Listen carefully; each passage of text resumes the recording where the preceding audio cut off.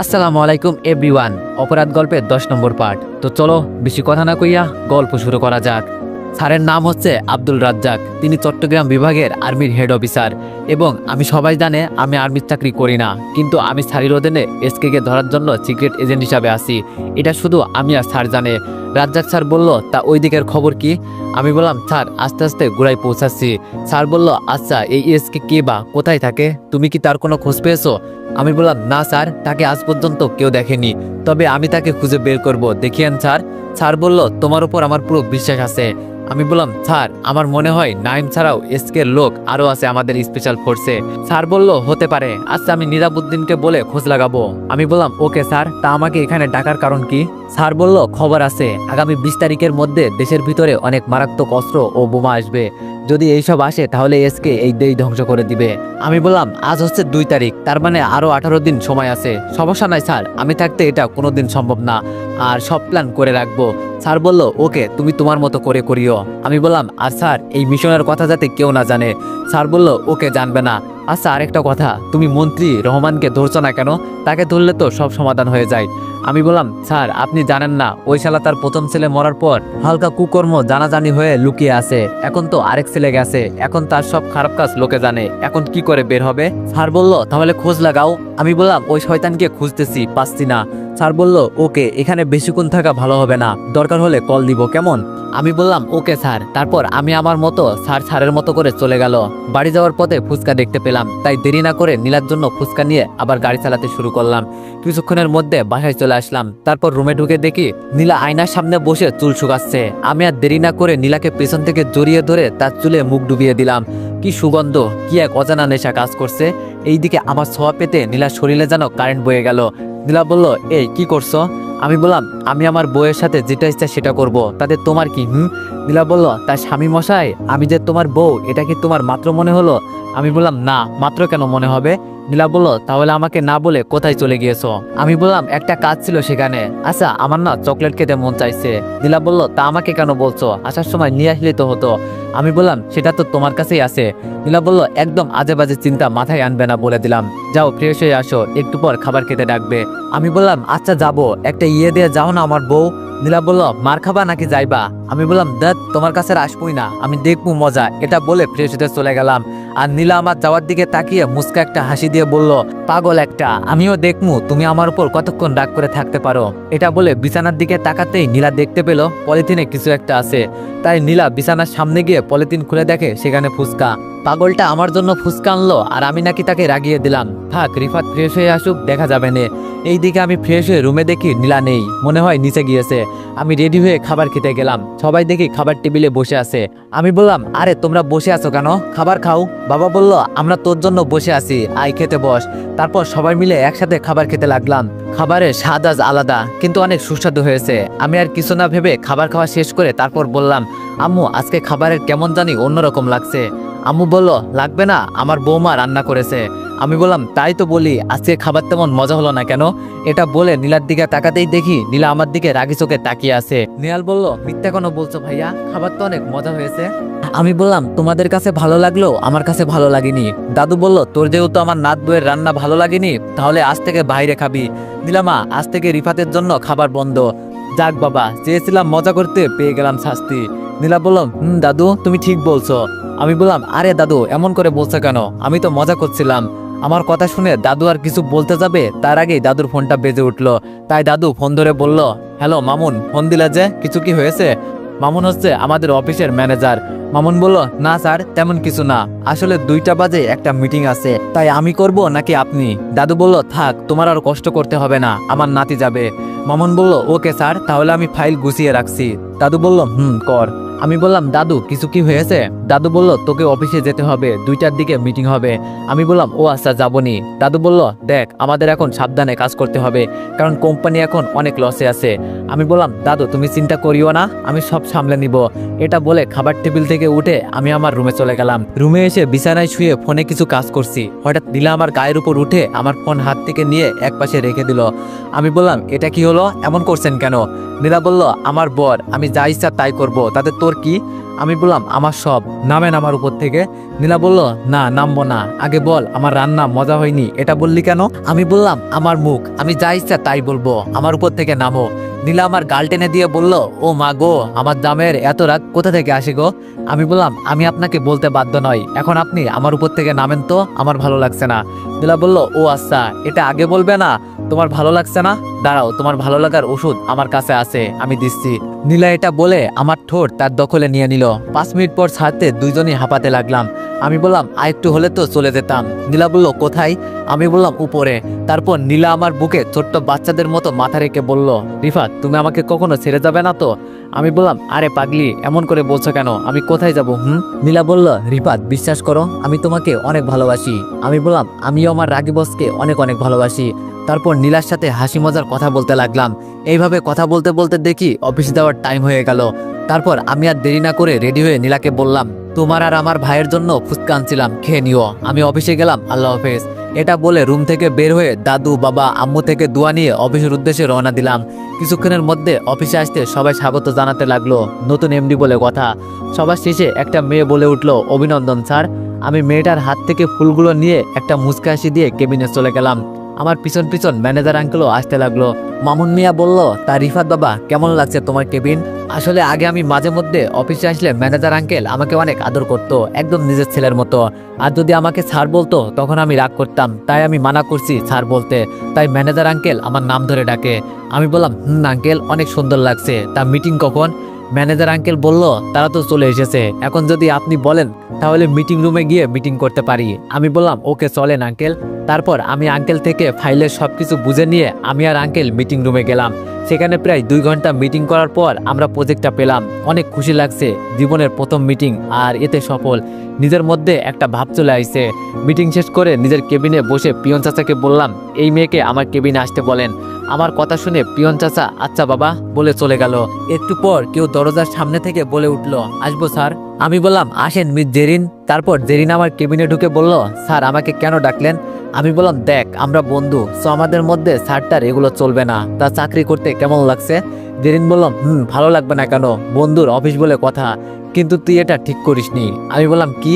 জেরিন বলল, বিয়ে করছি আর আমাকে বললি না? আমি বললাম, দেখ, আমি বিয়ে করছি এটা আমি নিজেও জানতাম না, আমাকে জোর করে বিয়ে করছে নীলা।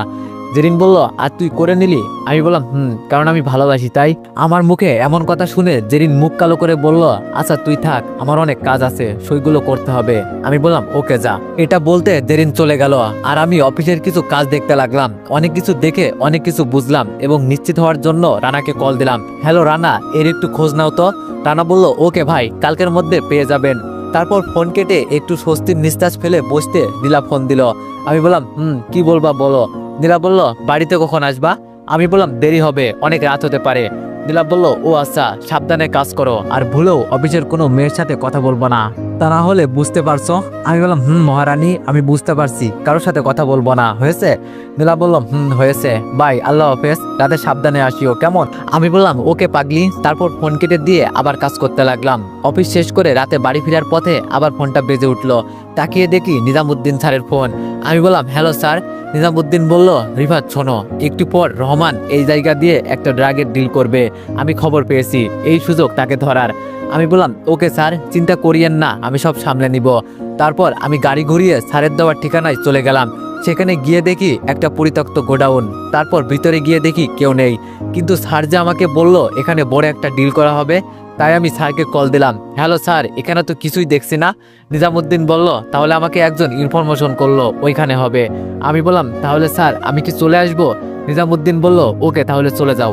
এটা বলে আমি ফোন কেটে দিয়ে যাওয়ার জন্য হাঁটা ধরতে আমি পিছন থেকে মাথায় কেউ বাড়ি মারলো, সাথে সাথে মুখ থুবড়ে পড়ে গেলাম। মাথায় বাড়ি দিতে আমার মাথা ঘুরতে লাগলো। চোখের সামনে ভেসে উঠতেছে মা, বাবা, ভাই, নীলার চেহারা। অনেক ইচ্ছে ছিল পরিবারের সাথে সময় কাটাবো, ছোট ভাইয়ের সাথে দুষ্টুমি করব, নীলার সাথে দুষ্টু মিষ্টি ঝগড়া করব। হয়তো আর ইচ্ছেগুলো পূরণ হবে না। অনেক কষ্ট হচ্ছে নীলার জন্য। পাগলিটা আমার এমন কথা শুনে কি করবে? পাগলিটা তো আমাকে অনেক ভালোবাসে, তার কি হবে? তাদের সাথে আর দেখা হবে না। চোখের মাঝে কান্নার ছাপ, অন্ধকার ছেয়ে যাচ্ছে চোখে, মনে হচ্ছে চোখগুলো বুঝি এই বন্ধ হয়ে যাবে। তারপরেও আমি অনেক কষ্টে নিজের ডান হাতটা মুখের ভেতরে নিয়ে কামড়ে ধরলাম, এতে শরীরে একটু শক্তি আসলো। তারপর কাপা কাপা হাতে ভর দিয়ে মাটি থেকে উঠে পিছনে ঘুরে ঝাপসা চোখে যাকে দেখলাম তাকে এইভাবে এই জায়গায় দেখবো আমি ভাবতেও পারিনি। আমি কাপা কাপা গলায় বললাম, তুমি এখানে? আর কিছু বলতে যাব তার আগেই আমাকে আরেক বাড়ি দিতে আমি পুরোপুরি জ্ঞান হারালাম। এইদিকে আমাকে অজ্ঞান অবস্থায় চেয়ারের সাথে বেঁধে ফেললো। তারপর আমাকে ধরে ফেলছে এই কথাটা রহমান এবং এসকে কে কল দিয়ে বলে দিল এবং তারা এই কথা শুনে আসতে লাগলো।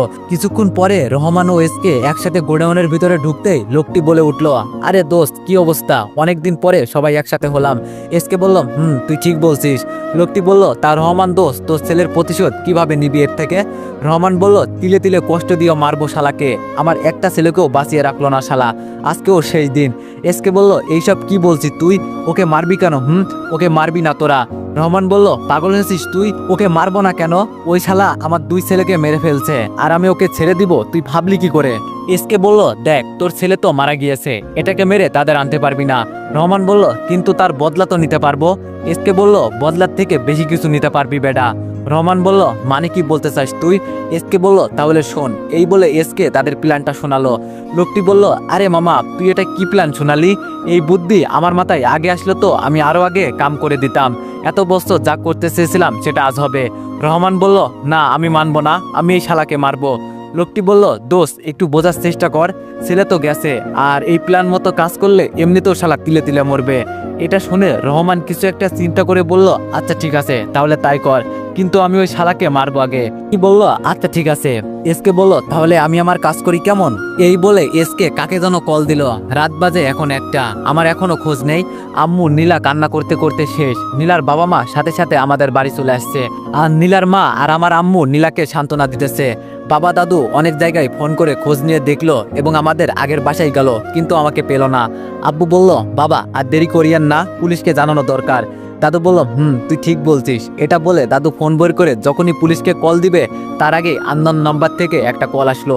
দাদু হয়তো ভাবছে আমি কল দিয়েছি, তাই দাদু তাড়াতাড়ি করে রিসিভ করে বলতে লাগলো, হ্যালো দাদু ভাই, তুমি কোথায়, বাসায় কখন আসবা, সবাই তোমার জন্য চিন্তা করছে। এসকে বলল, আরে আশরাফ চৌধুরী এত উতলা হচ্ছেন কেন, নাতির জন্য একটু আসতে দেরি করছে তাই বলে এত উতলা হতে হবে নাকি? দাদু বলল, কে আপনি? এসকে বলল, আমি কে সেটা জেনে তোমার কাজ নেই, তুমি তোমার নাতিকে বাঁচাতে চাইলে এই ঠিকানা মতো বাবা ছেলে চলে আসো, আর সাথে রফিক চৌধুরীকে আনতে ভুলবে না, কিন্তু কোনো পুলিশ প্রশাসন যেন না আসে, মনে রাখবা। আর যদি চালাকি করার চেষ্টা করিস তাহলে এই এসকে কি জিনিস তা হাড়ে হাড়ে বুঝবে। এটা বলে ফোন কেটে গেল। দাদু হ্যালো বলে আর কিছু বলতে যাবে তার আগেই ফোন কেটে গেল। বাবা বলল, বাবা কি হয়েছে? দাদু বলল, এসকে রিফাতকে কিডন্যাপ করেছে এবং তাকে বাঁচাতে হলে এই ঠিকানায় যেতে বলছে, আমাকে আর তোকে। বাবা বলল, মনে হয় প্রতিশোধ নিতে এমন করছে, আচ্ছা চলো যাই আর পুলিশকে ইনফর্ম করো। দাদু বলল, পুলিশকে বলতে মানা করছে, আর এসকে কে তুই চিনিস, তার লোকও থাকতে পারে পুলিশে, তখন ভেজাল হবে, তার চেয়ে বরং বাবা কথা বলার টাইম নেই চলো। এটা বলে দাদু বাবা আর রিফাত আঙ্কেল হাঁটা ধরলো। বাবা হাঁটতে পারছে না, সেটা কি কারণে আপনারা জানেন। তারপরেও বাবা এলবি স্টিক দিয়ে তাড়াতাড়ি করে হাঁটতে লাগলো। একটু পর গাড়ির কাছে এসে গাড়িতে উঠে গাড়ি নিয়ে ঠিকানার উদ্দেশ্যে রওনা দিল। এইদিকে এসকে বলতে লাগলো, ওই তোরা কই, এই শালাকে এখন ঘুম থেকে তোল, অনেক ঘুমিয়েছে। এটা বলতে সেখানে থাকা একটা ছেলে গিয়ে 1 বালতি পানি রিফাতের মুখে মারলো। আমার মুখে পানি পড়তেই আমার জ্ঞান ফিরলো। মাথাটা প্রচুর ব্যথা করছে, মাথা জিম ধরে আছে, চোখগুলো খুলতে চেয়েও খুলতে পারছি না। তারপরেও অনেক কষ্ট করে চোখ খোলাতে আমার সামনে একজন এসে বলল, কি অবস্থা বাবা, অনেক কষ্ট হচ্ছে বুঝি? আমার সামনে কে আছে কিছু ভালোভাবে দেখতে পারছি না, সব ঝাপসা লাগছে, কিন্তু কণ্ঠটা অনেক পরিচিত। লোকটি বলল, এই বাবাকে আরেকটু পানি দাও তো। এটা বলতে একটা ছেলে এসে আমার মুখে আবার পানি মারলো। এইবার সবকিছু ঠিকঠাক দেখছি। লোকটি বলল, কি বাবা এইবার ঠিকঠাক দেখছো তো? আমি বললাম, তুমি এটা করতে পারলে মামুন আঙ্কেল?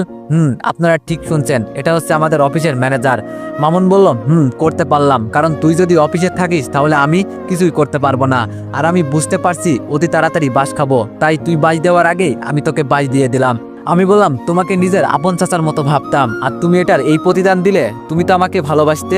মামুন বলল, কিসের ভালোবাসা? টাকার কাছে কি ভালোবাসা বড়? যেখানে টাকার জন্য উপকার ভুলে তোর বাপের মিথ্যা অপবাদ দিয়ে নিজের অফিস থেকে বের করে দিলাম, সেখানে আমি বাঁচার জন্য তোকে মারবো কতক্ষণ? আমি বললাম, তার মানে তুই আমার বাবাকে মিথ্যা অপবাদ দিয়েছিলি? আরে শুধু এটা না, তোর বাবাকে মারার প্ল্যানও করছে, বাট কি আর করব, শালারা তো বেঁচে গিয়েছে। জানিস তোর দাদুকেও মেরে দিতাম, বাট পারলাম না। যখনই তোর দাদুকে মারতে যাব তার আগেই জানতে পারলাম তোর দাদু যদি সম্পত্তি কারো নামে না লিখে মারা যায় তাহলে সব তোদের এতিমখানায় চলে যাবে। তাই তো বুদ্ধি করে তোর মার সাথে তোর দাদুর দেখা করিয়ে দিলাম। আমি বললাম, বাবা দাদু কি করলো না তোর জন্য? তোকে পথ থেকে তুলে এনে দয়া করে চাকরি দিল, আর তুই উপকারের এই প্রতিদান দিলি? তোকে তো আমি ছাড়বো না, তোর জন্য আমাদের অনেক কষ্ট সহ্য করতে হয়েছে। মামুন একটু হেসে বলল, আগে চারিদিকে তাকিয়ে দেখ ভাই। এই কথা শুনে চারিদিকে তাকিয়ে দেখি অনেক ছেলেপিলে। হঠাৎ একদিকে চোখ যেতে তাদের দিকে তাকিয়ে থাকলাম, কারণ তাদের এখানে আমি আশা করতেই পারি। একজন হচ্ছে রহমান, আরেকজন কে জানি না, কারণ মুখে মাস্ক পরা। মামুন বলল, কিরে রহমান, এসকে শালা তো দেখি অনেক সাহস, আমার ডেরাতে বসে আমাকেই আবার ধমক দিতেছে। এটা শুনে বুঝতে পারলাম মাস্ক পরা লোকটা হলো এসকে। মামুন মিয়ার কথা শুনে রহমান আর এসকে আমার সামনে আসলো। রহমান কিছু না বলে আমার গালে এলোপাতারি ভাবে মারতে থাকলো। আমাকে মারতে মারতে মুখ দিয়ে রক্ত বের করে দিল। তখন মামুন মিয়া বলল, আরে আরে কি করছিস তুই? শালা মরে গেলে আমরা কিছুই করতে পারবো না। তাদের এই কথা শুনে আমি মুখের ভিতরে জমে থাকা রক্তগুলো ফেলে বললাম, মামুন, রহমান, এসকে, আমাকে এখনো সময় আছে, মেরে ফেল, তা না হলে পরে নিজেরা পালানোর টাইম পাবি না। রহমান বলল, দেখছিস শালা মৃত্যুর দরজার সামনে, অথচ আমাকে ধমক দিয়ে যাচ্ছে। এসকে, তুই যদি না বলতি তাহলে এই শালাকে এখনই পুঁতে দিতাম। আমি বললাম, রহমান যেটা ভাবছিস সেটা কর, তা না হলে এটা বলারও সুযোগ পাবি না। এটা বলতে রহমান রেগে তার কোমরে থাকা বন্দুকটা বের করে আমার কপালে ধরলো। তাহলে তাই হবে, এটা বলে যখনই গুলি করতে যাবে তখনই এসকে রহমানকে ধরে বলল, দেখ রহমান, এটা কিন্তু ঠিক করছিস না। তুই ওর কপাল থেকে বন্দুক নামা বলছি, ওর যদি কিছু হয় তাহলে আমি কি করতে পারি সেটা তুই ভালো করেই জানিস। রহমান বলল, সেটাই তো, তোর জন্য পারছি না। কে বলছে তোর মেয়েকে এই আপদকে ভালোবাসতে? আজ তোর মেয়ের জন্য পারছি না, তা তোর গুণদার মেয়ে কই, দেখছি না যে? এসকে বলল, আসতেছে। আর ওর যে এমন হাল করছিস, এটা যদি জেরিন দেখে তাহলে কি করবে বুঝতে পারছিস? রহমান বলল, আরে তখন কিছু একটা বোঝানো যাবে। আমি জেরিনের কথা শুনে অবাক হয়ে গেলাম। এসকের মেয়ে জেরিন, আর আমি জানলাম না? কি করে জানবো? জেরিন তো কখনো তার পরিবারের সাথে আমাকে দেখা করায়নি। এসকে বলল, কি জামাই অবাক হচ্ছ? অবাক হওয়ারই কথা, জেরিন আমার মেয়ে, বুঝলা? সেই কলেজ লাইফ থেকে তাকে পাঠিয়েছি তোমার উপর নজর রাখতে, তোমার পরিবারের খবরাখবর দিতে। কিন্তু আমার মেয়ে কি তোমাকে ভালোবেসে ফেলছে, তাই তোমাকে কিছু করতে পারছি না। তা না হলে আমি এতক্ষণে তোমাকে উপরে পাঠিয়ে দিতাম। আমি বললাম, আমার আশেপাশে এত শত্রু ছিল আর আমি বুঝতে পারিনি। আচ্ছা সব তো জানলাম, এইবার আপনার চেহারাটা একটু দেখি। এসকে বলল, কুল কুল, সময় হলে সব জানবা, এখন একটু অপেক্ষা করো। আমি মনে মনে বলছি, শালা অপেক্ষা তো করছি তোর মুখ দেখার জন্য, তা না হলে এতক্ষণে সব আমার হাতে থাকতো।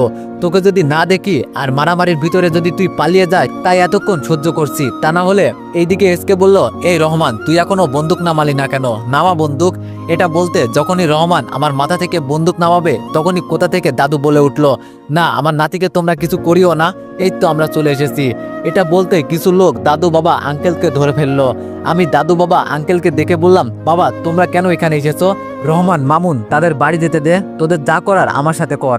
রহমান বলল, সবাইকে যেতে দিব, তার আগে আমাদের কাজটা করে নি। আমি বললাম, দেখ এর পরিণাম কিন্তু ভালো হবে না। মামুন বলল, ভালো হবে নাকি খারাপ হবে সেটা আমি দেখব, তোকে ভাবতে হবে না। এই তোরা এই তিনজনকে বেঁধে ফেল। দাদু বলল, মামুন তুই এটা কি করছিস? মামুন বলল, কি আশরাফ চৌধুরী, কি করছিস দেখছো না? বাবা বলল, এতদিন দুধ কলা দিয়ে কাল সব পুষেছিলাম বাবা। মামুন বলল, আরে এতদিন কেন? শুরু থেকে আমাকে তোরা পুষেছিলি, এখন আর অভিনয় করতে পারবো না। এই রহমান, কাজ শুরু কর। মামুনের কথা শুনে রহমান আমার মাথায় বন্দুক ধরল। দাদু বলল, এই মামুন এটা কি করছিস? ওর মাথায় বন্দুক ধরছিস কেন? মামুন বলল, নামিয়ে ফেলবো, তার আগে এই কাগজে সাইন করে ফেলো, কেমন? আমি বললাম, দাদু সাইন করিও না, এতে আমার যা হয়ে যাক না কেন। এসকে চেয়ারে বসে বলতে লাগলো, আশরাফ চৌধুরী নাতিনের কথা শুনলে কিন্তু নাতিনকে হারাবে। বাবা বলল, তুমি এত কিছু ভাবছো কেন? সাইন করে দাও, সম্পত্তির চেয়ে আমাদের ছেলে বড়। আমি বললাম, বাবা তুমিও? না দাদু এটা করিও না। এইদিকে দাদু কি করবে বুঝতে পারছে না, কোন দিকে যাবে সে। রহমান বলল, আশরাফ চৌধুরী তোমার কাছে 3 সেকেন্ড সময় আছে, এর মধ্যে যা করার করে দাও। 1, 2, যখনই 3 বলতে যাবে তার আগেই দাদু বলে উঠলো, না আমি সাইন করে দিতেছি, দাঁড়াও। এটা বলতে মামুন পেপার দাদুর দিকে বাড়িয়ে দিল, আর দাদু আমার দিকে তাকিয়ে কান্না করতে করতে সাইন করে দিল। দাদু বলল, এইবার তো আমার নাতিনকে ছেড়ে দাও। এসকে বলল, এত তাড়াতাড়ি কিসের? এখন তো আমার সব হিসাব বাকি। মিস্টার রফিক চৌধুরী আর মিরাজ চৌধুরী কি বল? আমি বললাম, মানে তুই কি বলতে চাস? এসকে বলল, সেটার হিসাব তোর বাবা আর তোর শ্বশুরের সাথে হবে, বুঝলি? আমি বললাম, আচ্ছা সেটা না হয় হিসাব করবি, আগে তোর চেহারাটা একটু দেখা। এসকে বলল, আচ্ছা এত যখন আমার মুখ দেখতে চেয়েছিস তো দেখ, দেখিস আবার আমাকে দেখে হার্ট অ্যাটাক করে যেন না ফেলিস, পরে আবার আমার মেয়েকে বোঝানো কঠিন হয়ে যাবে। আমি বললাম, আরে দেখা তো একবার, তোকে শুধু একবার দেখে নি, তারপর আমি দেখবো কত ধানে কত চাল। তাহলে এই দেখ আমার মুখ। এটা বলে এসকে তার মাস্কটা খুলে ফেললো।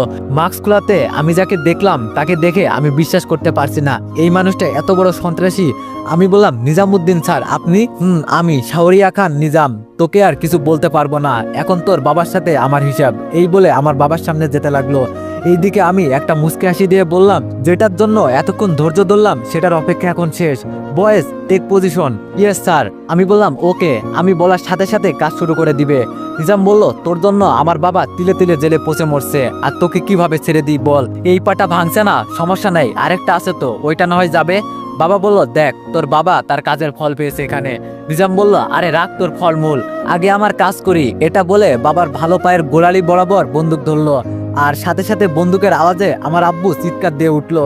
আর বাবার চিৎকার শুনে আমার কলিজার মুসর দিয়ে উঠলো। তো এভরিওয়ান, নেক্সট পার্টের জন্য অপেক্ষা করো। ধন্যবাদ।